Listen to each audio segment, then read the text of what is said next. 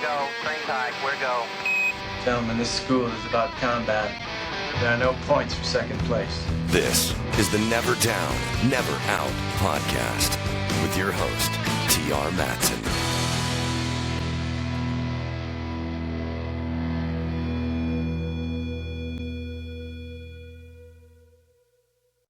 All right, welcome back. T.R. Matson here. Still gloomy, still some thunder around, so hopefully we don't lose the internet mid-recording. But if we do, then that's the end of the recording. I'm just kidding.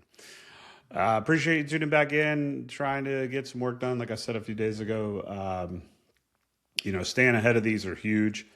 I've really taken pride in the fact that there's been one every day. But in order to do that, I have to really, really get good at time management, which is sometimes very exhausting, especially with two little kids. Maybe one day I'll have a quieter office, but for now, that's what we got. House is empty. The only thing you might hear in the background is a snoring puppy who is at my feet, and she is sawing logs right now. So I apologize if that comes through the mic. So thanks for tuning in. Thanks for all the support. For those that don't know, I haven't done it in a while. I might as well just go back and explain what we're doing here. This all started back in January of this year when I decided to do this. The first 30 episodes, Foundations of Mental Toughness, you can find those in a playlist on YouTube. And then 31 through 90 were Discipline, Habits, and Daily Execution, building on the first 30 days. And then since episode 91, which feels like a while ago now, right? Failure, Setbacks, and Resilience. And we're in this all the way into episode 150. So hang in there with me. We got a long way to go. We got a lot to talk about. But today we are going to talk about turning obstacles into training, right? As a military pilot, as a civilian pilot, all I do is train. Pilots train all the time. Definitely in the military, I spent most of my time training compared to the actual time of doing the mission. So training is key, right? Repetition and making sure that when things go wrong, you know how to handle them. That's a big deal. So how can we turn our obstacles into training? Well, okay.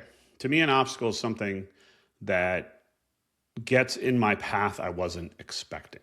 Because if I was expecting it, then I probably should have figured out a way around it so it wouldn't get in my way. So if we, for a moment here, bear with me, if we visualize whatever path you're on, whatever goal you're shooting for, you have this road in front of you and you have identified the things that will be difficult. You've charted a course around the worst ones because there's no reason, hey, let's work smarter, not harder, right? But then, boom, you're going down this path. You've got some traction. Things are going good. And an obstacle hits, whatever that is. It could be your own health. It could be relationships. It could be financial. Whatever it is, you are presented with an obstacle.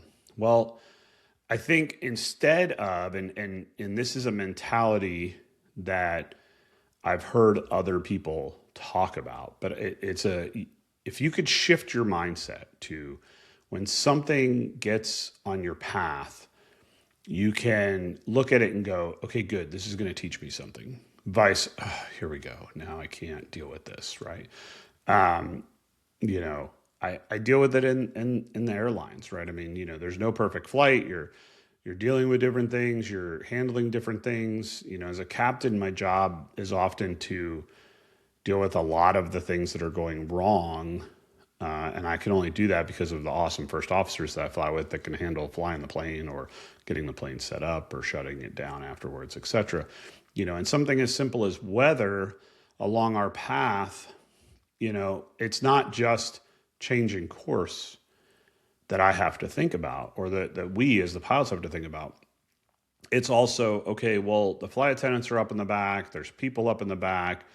I need to communicate to them in a manner that's going to allow them to realize that, hey, it's not so severe that they need to be afraid, but they really need to listen and get in their seats and put their seatbelts on, right? And the one tool that I have is I could sit the flight attendants down. And I mean, now, if somebody's going to get up, they're going to get up, right? But so I take all of this into a mentality of training as I deal with this, and I go, hey, did I handle that properly? Was that the best way to go about that?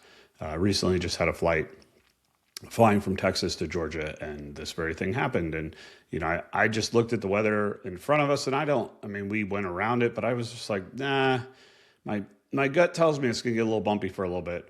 So I just told the flight attendants, hey, let's go ahead and put the carts away and let's sit down, right? And I made a PA to tell the passengers and let them know that it was, my decision, even though I spoke with the flight attendants. It was our decision. But, and I say all that to say after the flight, as I was leaving and going home, the lead flight attendant thanked me for the communication. And I go, okay, well, the weather was the obstacle.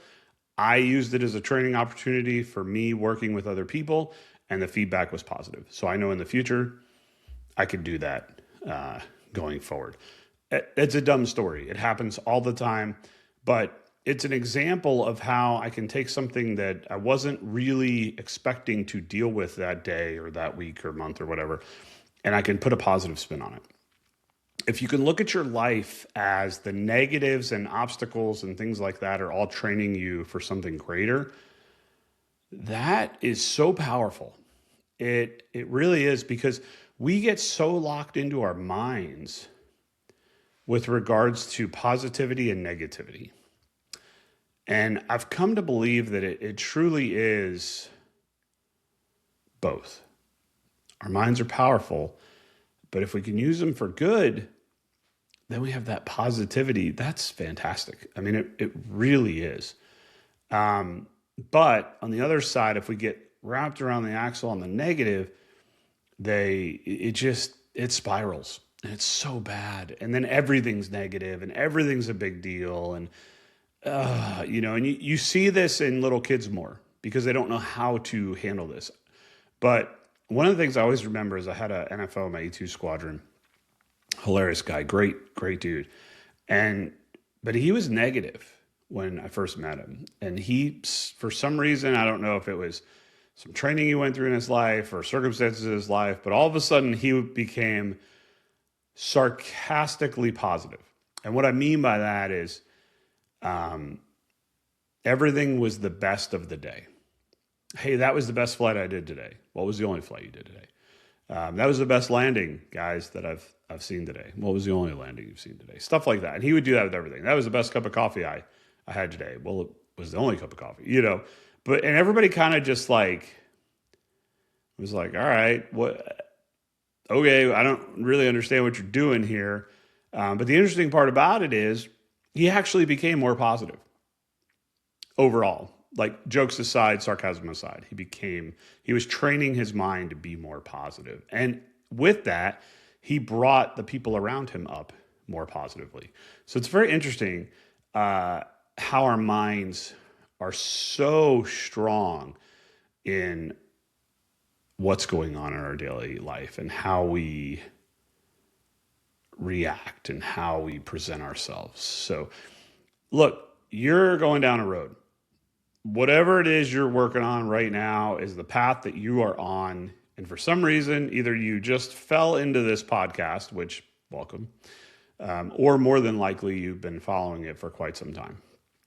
And because of that, if you're in the latter, you for some reason like the things I'm saying. So what I'm telling you is absolutely critical. I don't care if you're 7 or 70, as I've always said, it's absolutely critical to get control of your mind and realize that the things that you were not expecting, the negatives, the hardships, the distractions, all of that is training you to be a better person. It's critical. And once you can clear your mind enough to see that and go, the negatives are actually the point. The negatives are the positives. This is the whole point of being here. This is how we get better, right? Think about aviation. Aviation training in the military, from when you start to when you get your wings. In the civilian world, from when you start until you get your solo and instrument rating, multi-engine rating, whatever it is. You don't just take off, fly around, level, and land, right? You learn that. That's some of the first stuff. But then they start throwing emergencies at you. They start throwing obstacles in your way, because that's where you actually get better at the skill. And you can insert any skill you want. I don't care what it is. Doctor, lawyer, driving, racing, you name it. It's the obstacles that are what is going to make you a better individual in that field. But for some reason in life, we forget that. It's easy in a skill. It's easy in a sport, right? You go watch professional baseball players. They don't practice with the ball getting thrown to them at first base perfectly. They practice with errant throws because that's how they get better.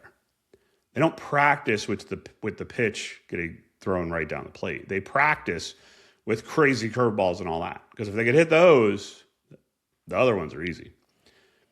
So in any aspect, the obstacles are the training. We can see that. But for some reason in day-to-day life, we miss it.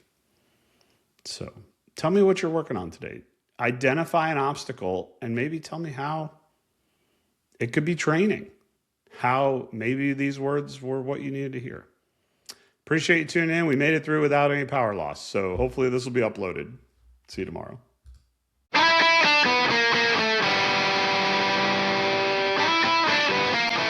T.R. Matson is a 20-year Navy career combat veteran who flew the E-2C Hawkeye and F/A-18C Hornet. He's the author of Treason Flight and Vengeance Flight.